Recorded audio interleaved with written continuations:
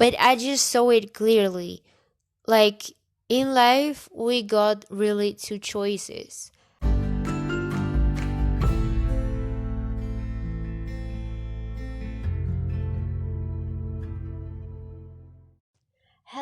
Hello, beautiful soul watching to this podcast, Heal, Develop, and Expand. I'm so happy that you're here. I'm so joyful that you're here with me. Please prepare a cup of tea, something that really calms you down, because we're really going to dive deep into some situations that really happened to me the last months and that I really wish to share with you some insights. But before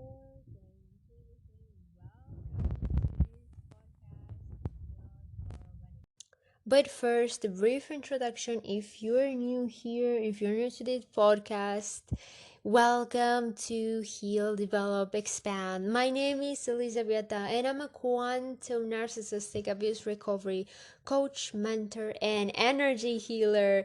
And this means that I basically go full into recovery and healing. I don't just work with conventional therapy tools, but I also go into the holistic therapy, alternative medicine, especially in the Eastern way of being and healing and the energy.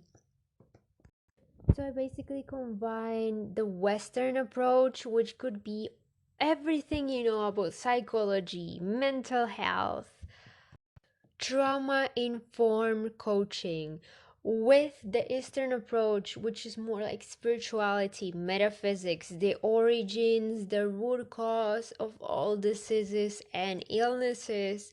Everything is combined here. We talk about everything, like literally everything. So let's start.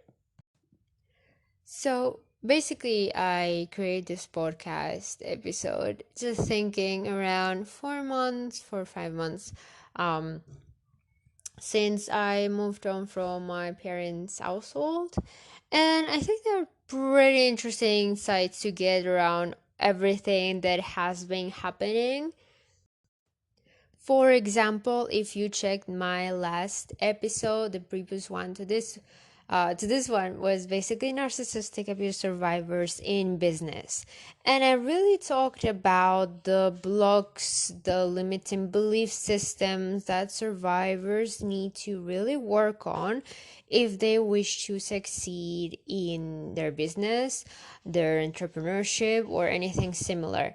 And I think it's a really interesting topic, and I really recommend you to listen to that episode after this one, because like if you are setting a business, I think it's also most part of the work you're doing is inner work, is shadow work. It's just diving deep into your subconscious, your limiting beliefs, your programs, anything that really society got into you. You have to work on that. You have to release that, transmute it, and heal it if you really want to get that big money and to be successful and attract the genuine people, attract the people that really wish to work with you. And I think there's really a difference between a narcissistic survivor that is basically a successful entrepreneur and is on business, with a person that more or less had a pretty healthy childhood and in a normal household. Even I would say most families really have some dysfunctionalities, but yeah, we're not going to talk about this today. Today is something more personal in a way, and it's something more I really wish to share in case you're having a similar experience.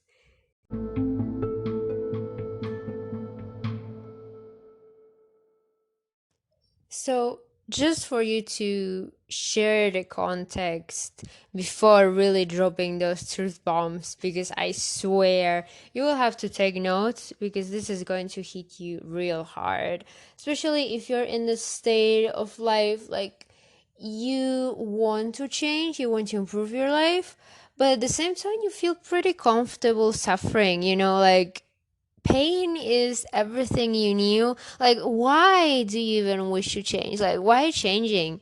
Isn't it better to just lay down all day doing nothing, right? And I'm not saying this to mock you, any of you. I'm just saying this in a way because I felt this myself. Like, I've been in situations that I'm going to share right now, a specific one, but I just had this thought that what if I just need to come back to my dysfunctional household? Like, at least I have some comfort, like something familiar, like at least I have a bed. And now you will understand why I thought this way. But I thought many times on going back to where I was because life was so hard, was so everything was so tough, and I just didn't know how to go through it. So I'm just telling you, I'm just asking you some questions because I went through this myself. And I really want to start to think on what's more important to you. Like, if you have a vision, if you want to truly be happy, I don't care if you have a business or not. If you truly want to be happy, you really have to ask yourself these questions.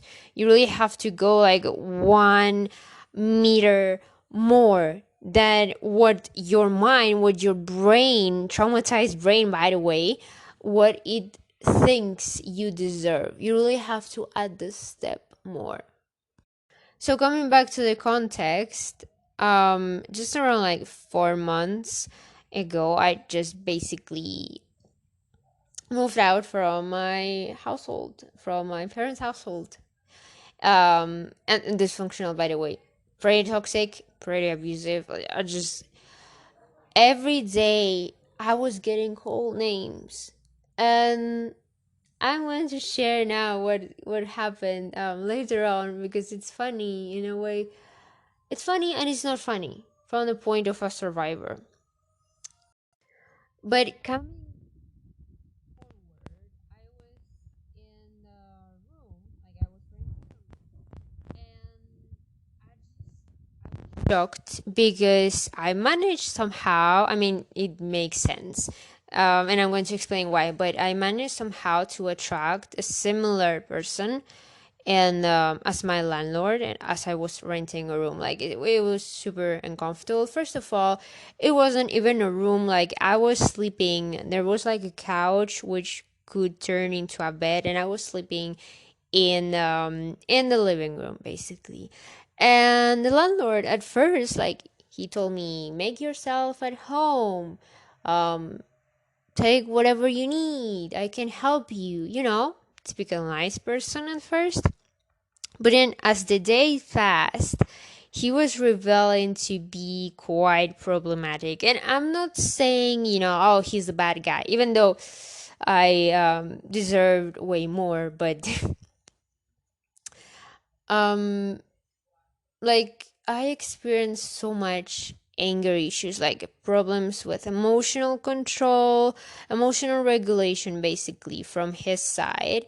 And even though I was triggered, I made my best to um have a calm conversation.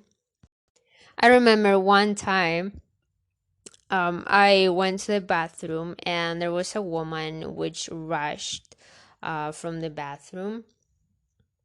And I didn't first at first I didn't understand why, but then I saw that the actual toilet was clogged, and because I used it already without looking, I had to take responsibility and unclog it myself.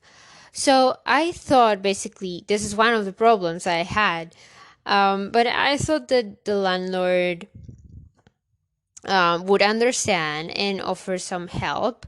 But imagine my shocked, that my shock that when I finally, after 1 hour of figuring out how to unclog this, like searching on the internet, because living with my family, I wasn't really taught on how to do anything.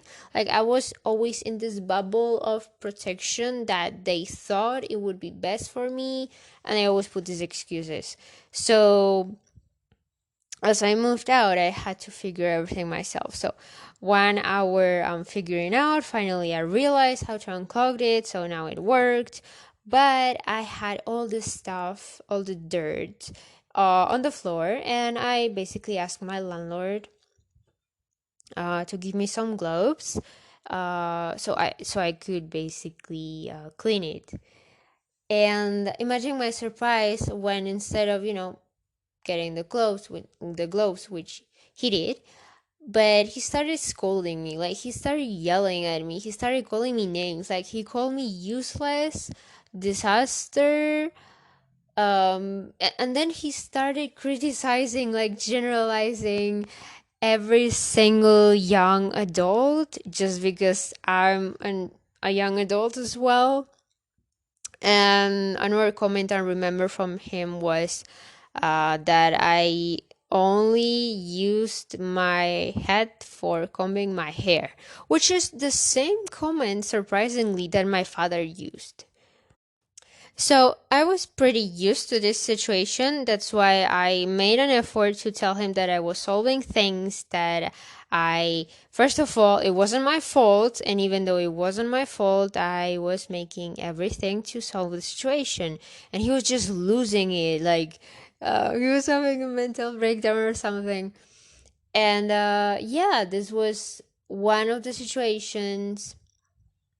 Then he also was obsessed. I mean, I'm not going to diagnose, because we need like a very detailed test to know if a person has more symptoms, of a specific mental condition or illness or whatever. But he had like OCD kind of like symptoms. Like, he was super obsessed with cleaning. I'm not saying like normal, I like to keep my room clean, I like to keep my house clean. No, like, he was cleaning plenty of times during the day.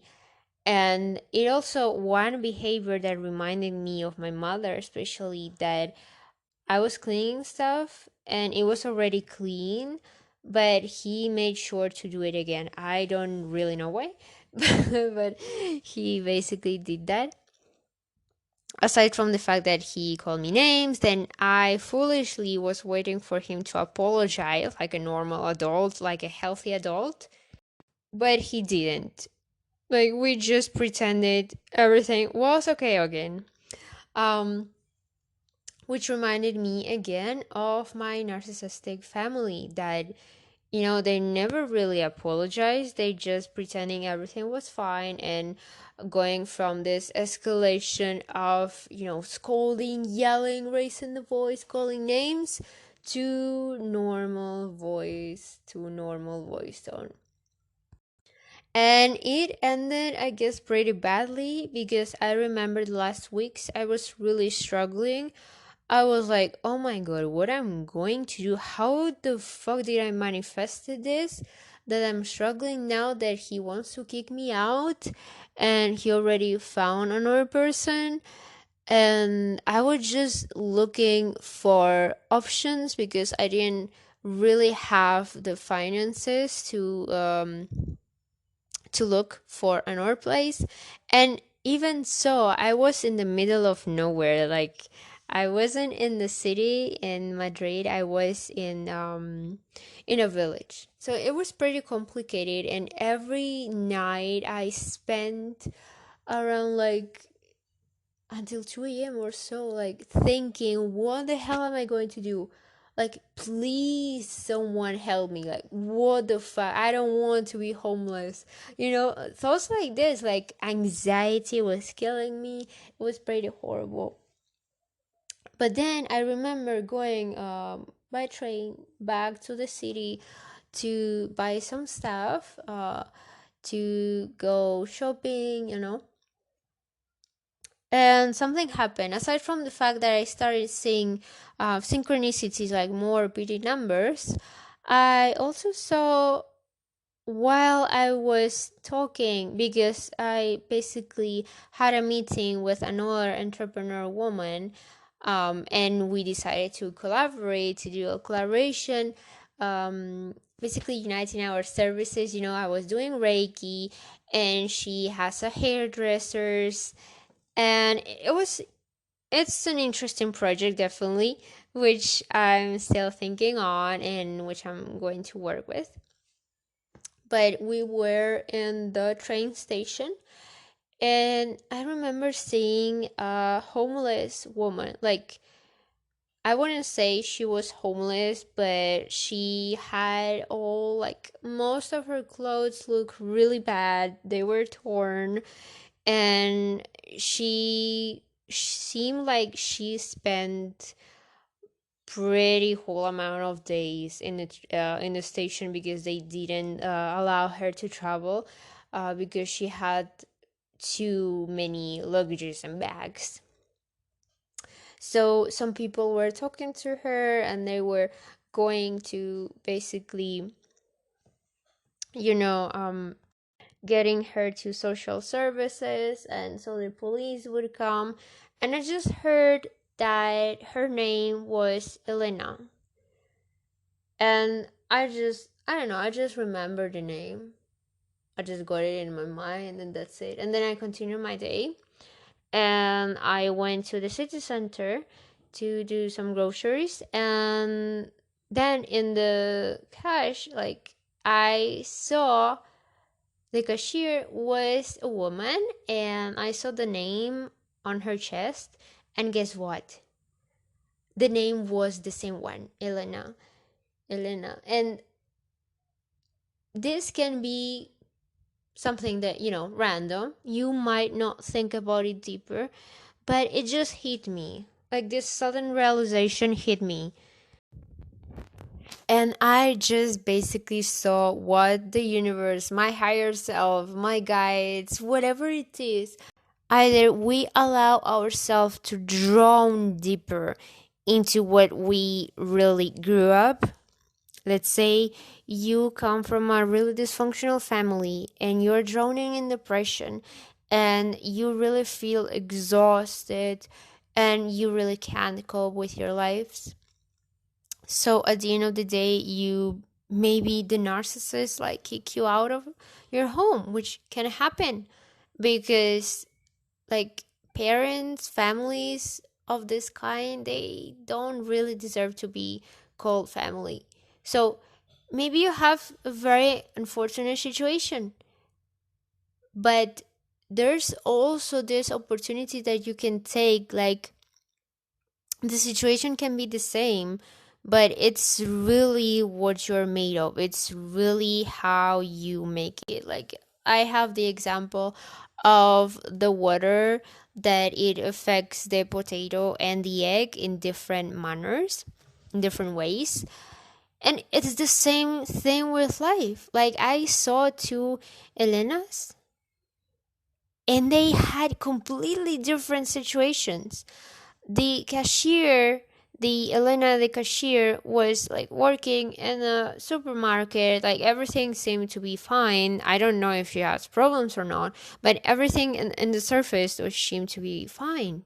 Like, she had a stable income. She was living in a safe place. The other Elena, she was homeless. She was crying. She was desperate, and it really broke my heart that people were so harsh with her. Like, I know they were putting boundaries, but she was desperate. Like, I felt the pain, like when you can't no more, and you're begging for help, and you really don't know what to do. I felt that. Like, I wanted to talk with her so bad, like, offer, think of solutions together. But people already were talking with her, so it wasn't really much of a thing. So back to the issue here. It's really simple, and I really want you to remember this next time you're in a very desperate situation. Please, please, I beg you, you really have choices and options, even if you think you don't. In this case, please ask for help. Like, try everything. Maybe ask a friend or someone online to help you think. Even if they can't help you themselves, maybe they can think, because, like, two heads, two brains is way better than one. So, like myself, I really want you to remember this, that there's always a solution, and that you don't deserve to stay in your current position, if you, especially if you're going through abuse, or if you really don't have your main physical means, like, let's say, physical safety, material stuff, like to survive and eat. You really don't deserve this. So at the end of the day, even if it might seem cold hearted, but if you want to receive help, you really need to ask for help. And again, this is the same thing like when we come from narcissistic abuse. We are very bad at asking for help.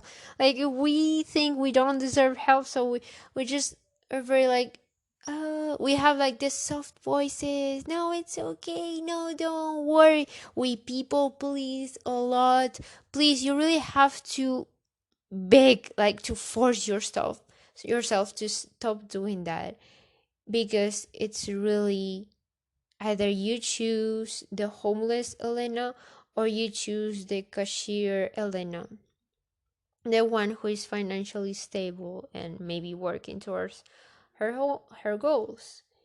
You know, it's really something like this. So this point, I understood, like, hey, I really had to choose between this or that. And it was so easy. Then in the next weeks, I also met an amazing tarot reader, which just reminded me to use more my energetics, to use psychic shields, to start manifesting. And then things started to rapidly shift and speed up.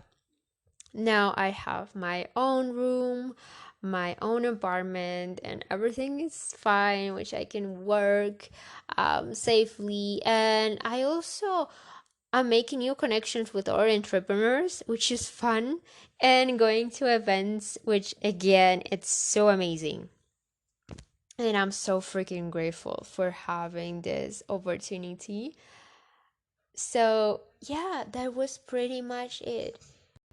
Now, if you really want to heal, and if you really want to recover, and you're just 100% sure you don't want to wait anymore, like, oh, but let's wait, see how things are. No, if you're ready and if you're just going, I really invite you to join my private community on Facebook. It's called Becoming Phoenix, Raising from the Ashes of Abuse. Support, healing, and recovery from narcissistic abuse. Just search it up and it's there. We're a fast growing community and you got lots of content for free there as well. I also got a free masterclass coming this Wednesday, and you are invited as well. We're going to talk about becoming a social butterfly after shy, insecure, really antisocial person that really struggles to make connections and have this abandonment wound, this betrayal and hurt. And if you think that people always will hurt you and nobody really appreciates you and everyone will leave you, you need to get into my masterclass this Wednesday. So just join the group. You can also find me on Facebook. I will share the link as well on my profile. Find me on Facebook. Follow me on Instagram. I have tons of content for you to heal. And my YouTube channel with my same name, Elisabetta SK. So yeah, if you're ready, you do anything. Like, that's basically what I think and what I believe. Now, coming back to our episode, I just found this experience really shocking and really moving at the same time. because I realized that not everything is lost. And as long as I believe in myself and I trust in God and the source, everything can be solved. Now, talking a little bit about trusting, I'm not going to make this the focus of the podcast because we already talked about the focus, the main point. But I really want to give you a tip, a very important tip, because honestly, it just works so fast. Like, it's for manifesting. I did it the last night and I manifested moving out the next morning, just having all the resources to move out when I was getting kicked out, But, you have all these techniques for manifesting. And I think I'm going to talk about this in the next episode. But you have all these techniques, manifestation, like affirmation, subliminal messages on YouTube, these videos, visualizing, like feeling the feeling, and saying especially I am affirmations. But if you're new to this, you're really going to spend so much time trying to manifest this. And what I suggest instead is very simple. Because, time is not linear. What you have to do is to visualize, open a quantum portal into your past self. Like, visualize a situation where you were at your lowest, where you remember you were at your lowest. And it's like your future self is basically giving advice and giving comfort to your past self. So open a quantum portal and send your wish, send your manifestation, like visualize it, feel the feeling, whatever you're doing every day to manifest. All of this, sending it to a light ball, a psychic, a sea ball, basically. Send it to this quantum portal in the past. And why in the past? Because as time is not linear, from your past self to your present self, your wish, your desire will come so fast. Like, it will come so fast. Literally, I manifested like less of 24 hours. I got the money to move out. It was crazy. And now I'm using this technique every day and I'm going fast into, like, I'm growing into the person I really truly wish to become, into my higher self, and reaching my full potential, as I'm helping survivors like you and like me to become what they want. Because really, we are limitless. We really, if we have a goal, if we have a dream or a wish, even if it's crazy for the people you grew up with, it's not crazy for the universe. The source, it's always supporting you.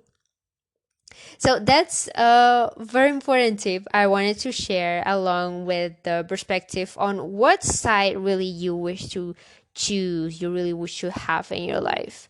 I will talk more about quantum steps and techniques to manifest that really work. I will remind you of this one. If you really have some questions, please let me know for the next episode. I will explain this technique more in detail, and how it works, why it works, and why you need to use it. Like, aside from, the affirmations and the gratitude journal, which, again, it's good, but it's not everything. So, yeah, I really hope you enjoyed this episode. Thank you so much for listening to it. Don't forget to subscribe, to follow this podcast on all the platforms that you are listening to it: Spotify, Google, iTunes, Stitcher, and anything like that. Please, I really love the support, and I'm so grateful for you being here today. If you got any questions, I just told you, just let me know and I will answer them in the next podcast. And again, if you want to speed up your recovery, you're most welcome. You are invited to join our group.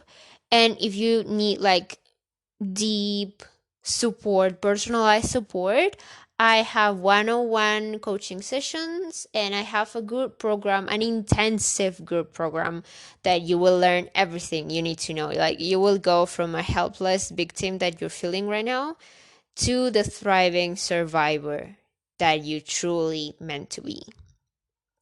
So, thank you so much and see you in the next episode. Bye.